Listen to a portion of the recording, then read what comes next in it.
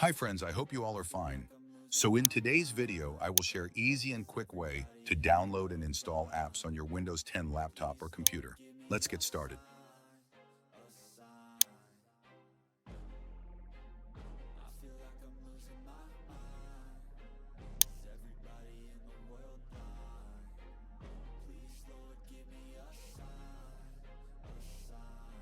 I wanna be the greatest.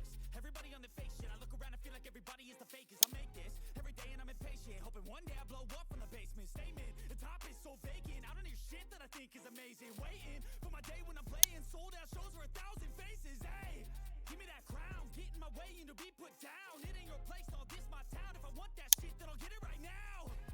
I'm losing it, the noose it fits. I'm losing shit, a stupid myth. You choose to live or choose to dip. You choose to fight or lose your grip and lose a gift. Oh, I feel like I'm losing my mind.